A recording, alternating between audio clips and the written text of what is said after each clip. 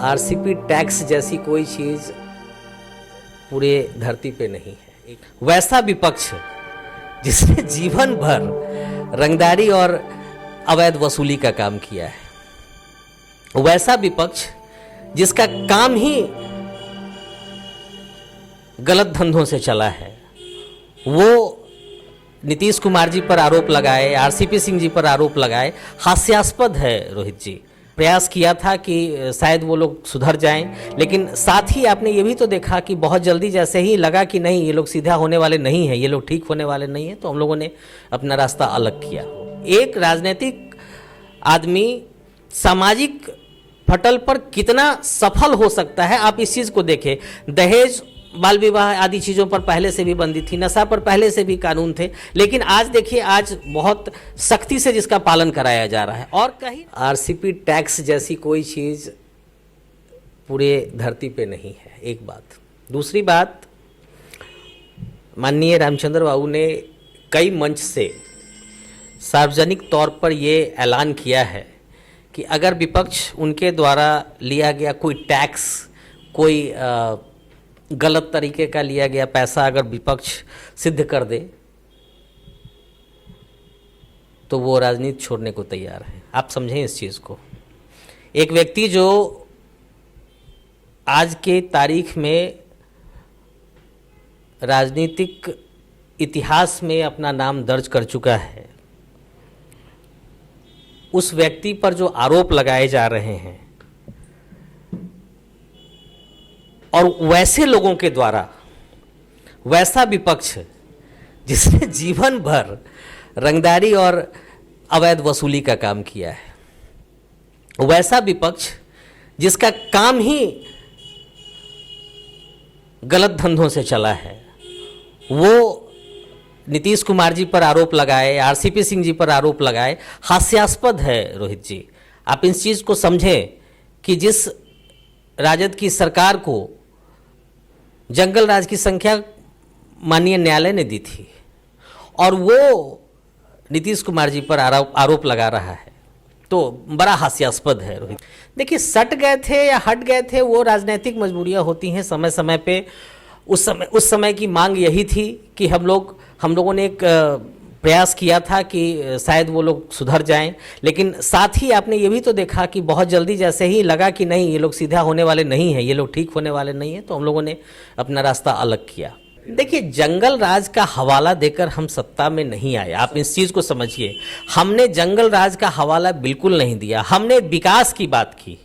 और आप आज देखेंगे रोहित जी कि विकास की बात जब भी होगी, और आप एक चीज़ समझते हैं, बिहार में जो चुनाव जाति और धर्म के आधार पे हुआ करते थे, वो चुनाव आज विकास बनाम विनाश की बात पर हो रही है। आप समझें इस चीज़ को। नीतीश कुमार ने विकास का जो मॉडल दिया, जो नीतीश कुमार जी ने विकास का प्रारूप दिया हिंदुस्तान को या देश और दुनिया को, तो हम चुनाव उस पर लड़के आए थे और बैंडेड नीतीश कुमार के चेहरे को मिला था, ना कि महागठबंधन को मिला था। देखिए पार्टियां चुनाव जीतती हारती रहती हैं, ठीक है।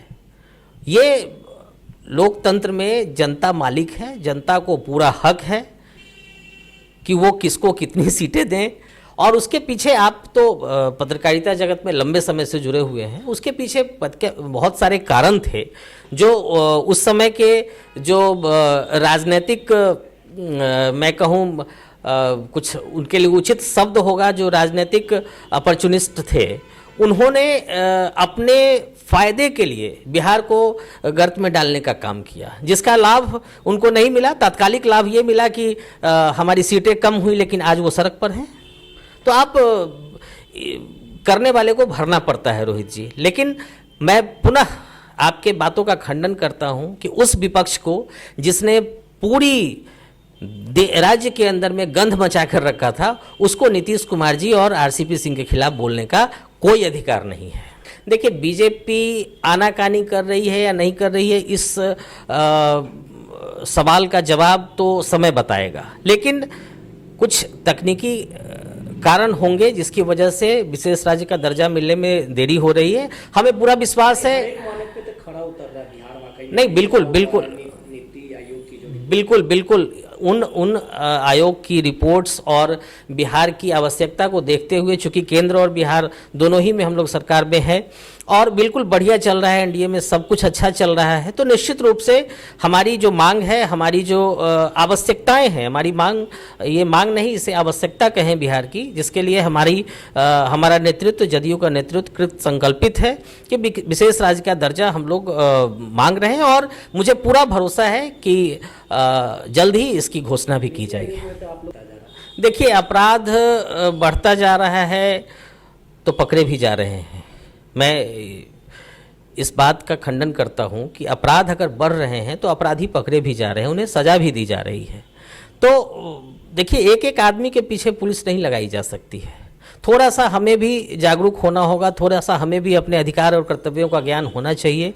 फिर भी सरकार अगर कहीं कोई चूक हो रही है तो उसके लिए लगातार मुख्यमंत्री जी ने लगातार बैठकें की है और उसका फलाफल है कि अब अपराध पर भी नियंत्रण होगा और जल्द ही बाकी जो परेशानियां जो बिहार ने अभी झेली हैं या झेलना है, उसके लिए माननीय मुख्यमंत्री जी संकल्पित हैं कि उन सब चीज़ों को दूर किया जाएगा।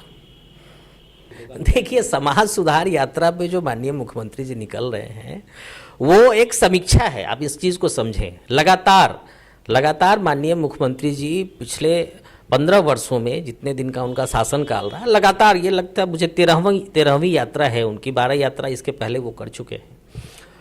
तो ये एक समीक्षा है कि समाज सुधार के दिशा में जो काम सरकार के द्वारा किए गए हैं, एक समाज सुधारक नीतीश कुमार की जो छवि बिहार और देश और दुनिया में जागृत हुई है, तो माननीय मुख्यमंत्री ने राजनीति के साथ साथ, आप समझें इस चीज़ को, एक राजनीतिक आदमी सामाजिक पटल पर कितना सफल हो सकता है, आप इस चीज़ को देखें।